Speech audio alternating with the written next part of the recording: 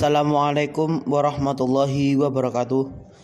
Perkenalkan, saya Muhammad Hifa Taufikur Rahman, NIM 1121098. Di sini saya akan membahas tentang perkembangan pendidikan zaman Yunani dan Romawi hingga abad pertengahan di Eropa.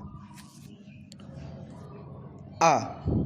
Pola pendidikan di Athena dan Sparta dalam peradaban Yunani kuno. Pendidikan adalah usaha manusia untuk kepentingan manusia. Pendidikan adalah bagian dari kebudayaan yang tidak dapat dipisahkan, bersifat universal, dan memiliki proses pelaksanaan pendidikan yang merinci pandangan hidup masing-masing bangsa. Pola pendidikan Yunani kuno terbagi menjadi dua, yaitu Athena dan Sparta. Bangsa Lonia adalah penduduk Athena dan penduduk Sparta disebut dengan bangsa Doria. Kedua negara tersebut merupakan polis atau negara kota. Sparta dengan ahli negaranya Lycurgus, sedang Athena dengan ahli negaranya Solon. Pada kedua negara tersebut terdapat perbedaan-perbedaan dalam dasar tujuan pelaksanaan pendidikan dan pengajaran. Orang-orang Sparta mementingkan pembentukan jiwa patriotik yang kuat dan gagah berani. Pendapat dari Jumhur tahun 1976 ayat 24. Athena adalah negara demokrasi. Dasar yang dipakai adalah Undang-Undang Solon, kurang lebih pada tahun 594 sebelum Masehi. Tujuan pendidikan Athena adalah membentuk warga negara dengan jalan pembentukan jasmani dan rohani yang harmonis selaras. Pola pendidikan di Athena adalah pendidikan diselenggarakan oleh keluarga dan sekolah. Kemudian sekolah diperuntukkan bagi seluruh warga negara dengan bahan pelajaran terbagi atas dua bagian, gimnastis dan musis. Gimnastis untuk pembentukan jasmani, sedangkan musis untuk pembentukan rohani.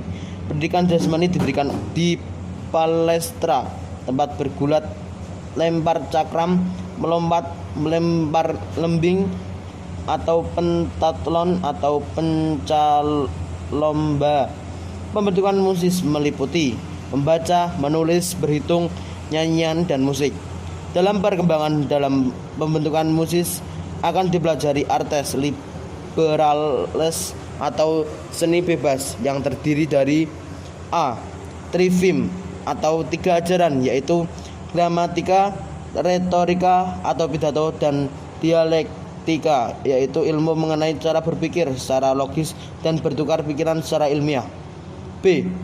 Quadrivim atau empat ajaran yang terdiri dari arithmetum, astronomia atau ilmu bintang, geometria atau ilmu bumi, alam, dan falak, musika. Metode mengeja sintesis murni sebagai dilakukan dalam kegiatan membaca batu tulis yang dibuat dari lilin, merupakan media menulis yang dikutip dari Jumhur tahun 1976. Komponen pendidikan di Yunani diantaranya adalah pendidikan agama, tidak ada pendidikan intelektual, tidak dilaksanakan pendidikan estetika yang memuat pendidikan musik, bernyanyi, rohani terlaksana, pendidikan etika berisi kemauan, menahan hati, patuh, dan pendidikan sosial berisi pembentukan warga negara. Ciri khas pendidikan Yunani adalah kepentingan individu lebih diutamakan sehingga dari kaum Soviet berusaha mendapatkan kebebasan diri. Kaum Sofis adalah kelompok orang yang tidak mengakui kebenaran mutlak dan berlaku umum. Manusia adalah ukuran segala sesuatu. Antroposentris, antroporos, manusia, sentris, pusat. Manusia menimbulkan keuntungan atau kemenangan dan menganggap itu benar, sehingga kebenaran bersifat relatif tergantung kapan dan siapa yang melihat. Kebenaran memiliki grafik turun ke bawah setelah adanya kaum Sofis. B. Karakter pendidikan pada zaman Romawi kuno. Roma yang pada awalnya adalah negara petani mengalami dua masa yang masing-masing berbeda baik tujuan maupun alat-alat pendidikannya. Jika dibandingkan pendidikan Romawi lebih sederhana dengan menyesuaikan kebutuhan negara. Jika dibandingkan dengan pendidikan Yunani, tujuan pendidikan Romawi kuno membentuk warga negara yang setia dan berani, siap berkorban membela kepentingan tanah airnya dengan pembentukan tentara. Materi pelajarannya meliputi membaca, menulis, dan berhitung. Pendidikan jasmani dan kesusilaan menjadi prioritas. Lebih khusus, pendidikan diselenggarakan keluarga bangsawan, bukan untuk rakyat jelata. Hasil pendidikan dinilai baik karena kebiasaan aturan dalam rumah tangga yang keras dan kekuasaan mutlak ada pada ayah. Kedudukan ibu hampir sama dengan kedudukan ayah sebagai pemelihara rumah tangga. Orang Romawi percaya dikelilingi oleh dewa-dewanya, sehingga agama mempunyai pengaruh besar. Anak-anaknya mempelajari undang-undang negaranya dan berusaha tidak melanggarnya. Dalam triangulasi pendidikan dan perubahan menjadi 5 unsur pendidikan. Pendidikan keluarga adalah pendidikan yang utama di era digital. Perlu diketahui bahwa orang tua adalah sekolah pertama yang dimiliki anak. Orang tua yang cerdas secara emosi, spiritual, dan intelektual akan membentuk karakter anak yang meningkatkan kecerdasan anak sebagai manusia yang memiliki potensi bawaan. Lingkungan keluarga dapat membantu mengasah kemampuan anak menjadi lebih bermanfaat dan unggul dalam masyarakat, diimbangi dengan keagamaan yang baik. C. Karakter pendidikan pada abad pertengahan. Zaman scholastik atau pelajaran sekolah muncul pada abad pertengahan di Eropa. Usaha ilmiah untuk membuat supaya pelajaran gereja dapat dipahami dengan memberikan bukti-bukti yang logis disebut skolatik. Yunani dan Romawi meminta warga negara bukan hanya tunduk pada negara, melainkan tunduk pada gereja. Kehidupan duniawi dianggap sebagai cikal bakal kehidupan di alam baka. Abad ke-5 dan ke-6 disebut dengan abad gelap. Abad ini merupakan dua bagian yang berlain ini di abad pertengahan Eropa. Sesudah perang salib timbullah bagian kedua dari Jawa Tengah. Dengan ini timbulnya kota-kota dan budak berlian dibebaskan kembalinya dari perang Palestina. Pada masa itu terjadi kekacauan dan sekaligus bangkitnya kebudayaan. Pada bagian kedua inilah awal munculnya universitas. Lebih lanjut, perpindahan bangsa-bangsa dari timur ke barat dan dari utara ke selatan juga terjadi.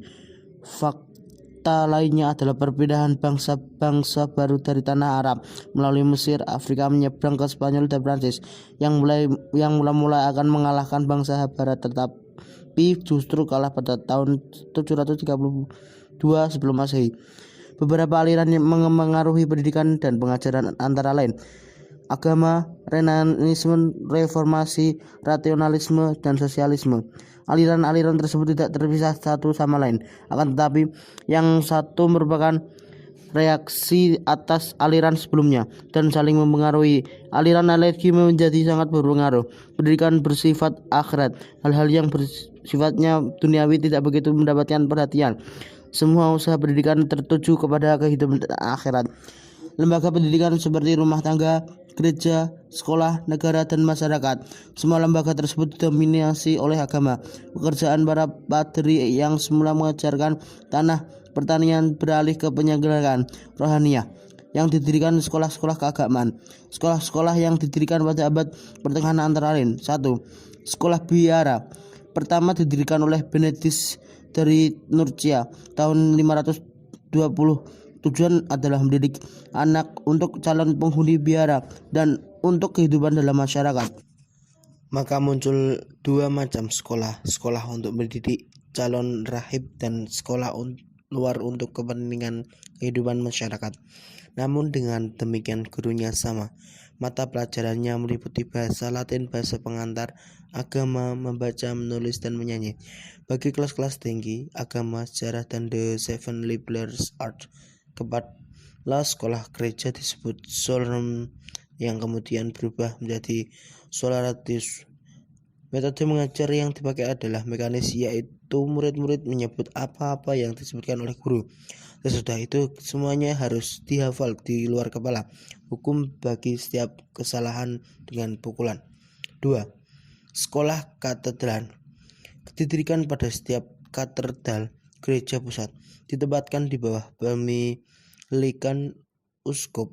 Pengajaran hampir sama dengan sekolah biara, kepala sekolahnya disebut magister. 3. Sekolah istana.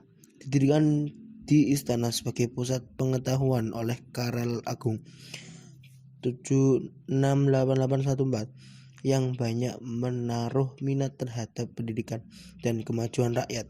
Sekolah itu dinamakan School Palatina yang menjadi teladan bagi keseluruhan kerajaan. Di sini didik anak-anak raja dan kaum bangsawan dan juga pemuda-pemuda yang hendak menjadi pegawai.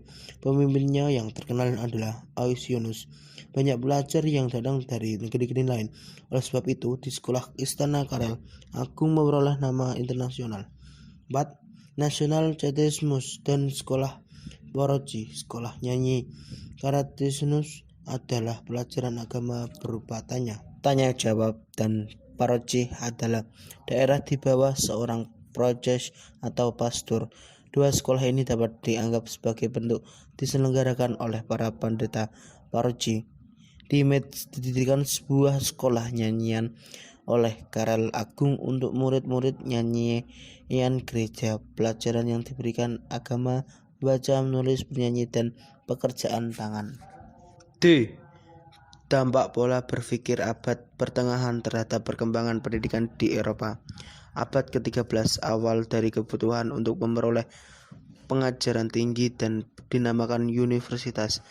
Beberapa sekolah biar terbaik diperluas dan dipertinggi mutu pelajarannya sehingga berdirilah universitas-universitas. Yang pertama, Universitas di Salerno untuk pengobatan, Universitas di Bologna untuk ilmu hukum, di Universitas di Paris untuk ilmu ketuhanan.